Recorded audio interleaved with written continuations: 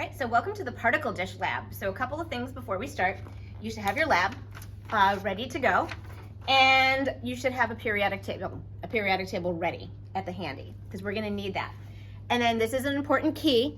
So we're gonna have these dishes, and our green beads are going to be our protons.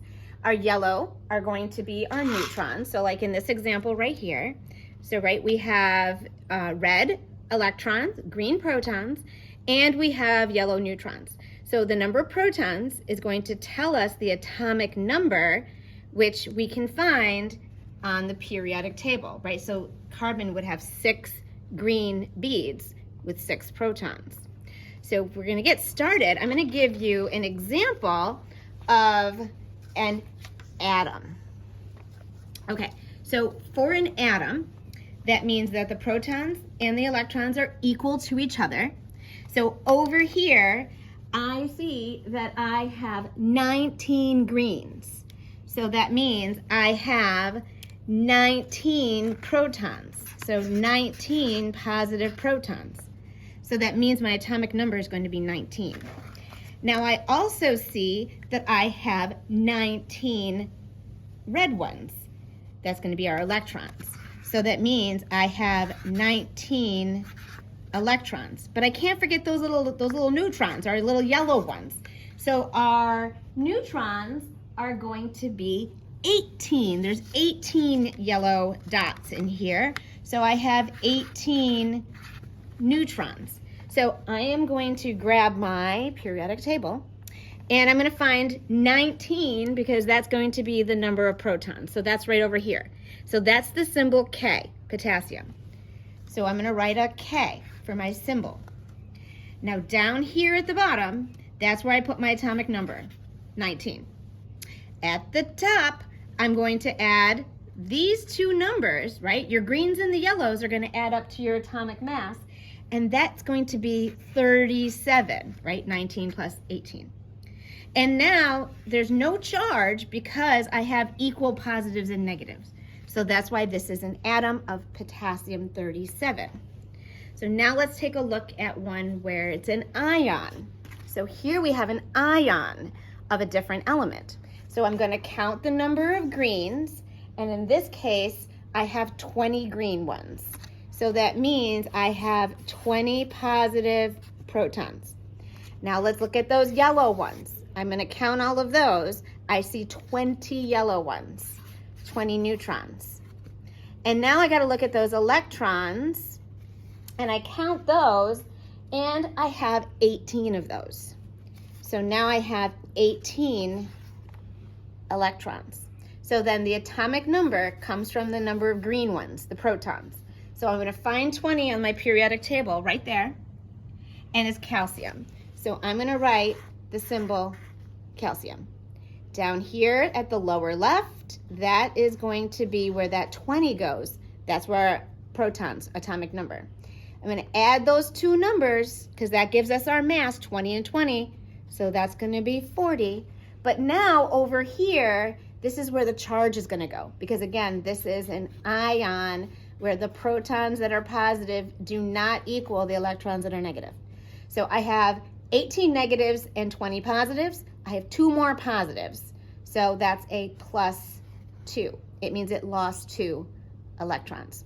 And so this is how you represent an ion, and this is how we represent an atom, because the atom, our protons that are positive equal the electrons that are negative. But Mrs. Davis, I noticed that potassium doesn't have a mass of 37 on the periodic table. You're very right there, Mrs. Mitiga, because this, right, is 39, but this is the average of the isotopes. So then this is an isotope of potassium. And so now the most common isotope is going to be this one right here, potassium 39. But this one is 37. It's got less neutrons in the nucleus, which makes it an isotope.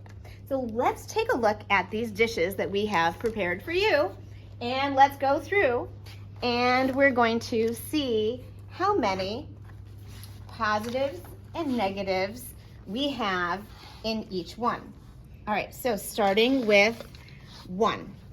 So with number 1, I see 1 proton, I'm sorry, 1 green. Remember, green is the protons. I'm not going to remind you further on. Uh-oh. So 1 green and 1 red, and no yellow. And now over here, I see 2 yellow. I see 1 green, 1 red. Now over here, I see 2 green, I see 2 yellow, and I see 2 red. So that was dish number 3. Now on dish number 4, I see 3 greens, I see 4 reds, oops, sorry. I see 3 reds, and I see 4 yellows. Now over here was number 6. I see, oops, sorry, number 5. Sorry, because I can't count. I see 6 green, and I see 8 yellow, and I see 6 red. Feel free to pause this if you need to count and double And check freeze, us. yes, Yeah. freeze screen. Okay, so then over here was number 6. I have 6 green, I have 6 yellow, and I have 6 red. With number 7, I have 7 green, I have 7 yellow, and 7 red. With number 8, I have 7 green, 7 yellow, and 10 red. Now over here with number 9, I have 12 green, I have 12 yellow, and 10 red. Let's move on to number 10. And again, you can pause if you need to. I have 8 green, 8 yellow, 10 red. Now over here to number 11, 10 green, 10 yellow, 10 red. Over here to number 12, 19 green, 23 yellows, and 19 reds. Okay, so then number 13, I have 14 green, 14 yellow, 13 red. And then number 15, 14? 14, sorry, I skipped. Number 14, I have 9 green, 10 yellow, 10 red. Number 15, I have 5 green, 5 yellow, 5 red. Number 16, I have 13 green, 14 yellow, and 10 red. On to number 17. We have 14 green, 14 yellow, and 14 red. On to number 18. I have 3 green, 4 yellow, and 2 red. And number 19, almost there, 2 more. I have 9 red, 10 yellow, and 9 green. And number 20, sometimes I say the colors in different orders. And number 20, last but not least, I have 4 red, I have 5 yellow, and I have 2 red. All right, thank you very much, and there you have it. Those are your little atom ion Petri dishes and your isotopes.